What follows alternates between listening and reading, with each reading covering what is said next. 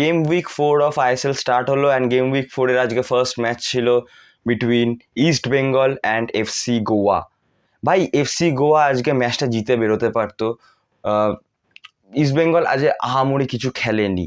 East বেঙ্গলের আজকে main যে স্তম্ভ বা মেন যে হার্টবিট যাকে আমরা বলে থাকি ইস্ট বেঙ্গলের এবছরে বা এই সিজনে, সেটা যে মিগুয়েল ফেরেরাকে পরপর দুটো ম্যাচে কিন্তু আটকে দেওয়া হয়েছে and East Bengal look clueless on the pitch. Last দিন প্রণয় হালদারকে দিয়ে ওভেন কবেল আটকে দিয়েছিল অ্যান্ড আজকে মেনুয়েলো মার্কেস সাহিল তেওরাকে দিয়ে আটকে দিয়েছে মিগুয়েল আটকে গেছে, ইস্টবেঙ্গলের খেলাটাও আটকে গেছে, কারণ ইস্টবেঙ্গল পুরো খেলাটা তৈরি করে মিডফিল্ডের থ্রুতে অ্যান্ড সেই খেলাটা মিডফিল্ডের থ্রুতে তৈরি হয় মিগুয়েল ফেরেরার পা দিয়ে। অস্কার ব্রুজন পুরো খেলাটা সেট করে অমনি করে যাতে মিগুয়েলের থ্রুতেই সব কিছু হয়।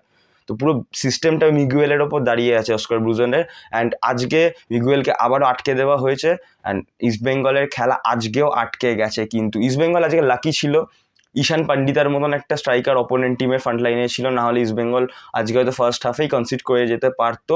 অ্যান্ড ক্রেডিট টু প্রস্তুকান গিলেন আনওয়ার, যেভাবে ওরা খেলেছে আজকের ম্যাচটা, নাহলে ইস্টবেঙ্গল সত্যিই খুব বিপদে পড়তে পারতো কিন্তু আজকে। অ্যান্ড আমি যেতে যেতে একটাই কথা বলবো, যেটা হচ্ছে যে অস্কার ব্রুজনের কাছে না কোনো প্ল্যান বি আমি দেখতে পারছি না, যেটা যেটা একটা খুব বড় কনসার্নিং ব্যাপার ইস্টবেঙ্গল ফ্যান্সদের জন্য, কারণ মিগুয়েলকে আটকে দেওয়ার পরে খেলাটা পুরোপুরি আটকে যাচ্ছে ইস্টবেঙ্গলে, যেটা কাউন্টার কোনো প্ল্যান কিন্তু অস্কার ব্রুজন নামাতে পারছে না খেলাতে। তো সেটার জন্য ইস্টবেঙ্গল কিন্তু 2 ম্যাচে 5 পয়েন্ট লস করলো, আর এরকম একটা ট্রাঙ্কেটেড সিজনে যেখানে মাত্র 13খানা ম্যাচ, 39 পয়েন্টসের পুরো লিগটা, সেখানে তুমি 2 ম্যাচে 5 পয়েন্ট লুজ করে দেওয়া মানে অনেকটা পিছিয়ে যাওয়া কিন্তু। তো এটা আমার মনে হয় যে it's a very concerning thing for east Bengal fans and East Bengal team as well.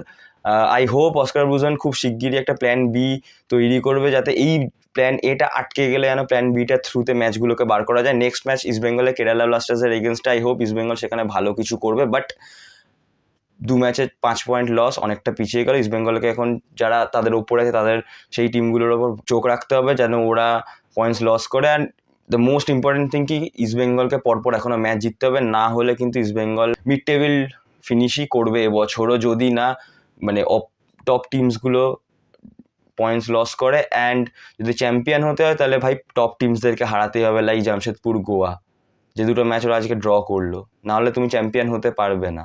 যদিও আমি এখনও বলছি না যে ইস্ট বেঙ্গলের চ্যাম্পিয়ন হওয়ার স্বপ্ন শেষ হয়ে গেছে, চ্যাম্পিয়ন হতে পারবে না, এখনও হতে পারবে, নিশ্চয়ই হতে পারবে, বাট সবার আগে সেটার জন্য পরপর ম্যাচ জিততে থাকতে হবে। অ্যান্ড ইস্ট বেঙ্গলের ওপরে যে টিমগুলো আছে ওদের ওপর চোখ রাখতে হবে, ওদেরকে হোপ করতে হবে ওরা যেন পয়েন্টস লস করে, এটাই আমি বলবো।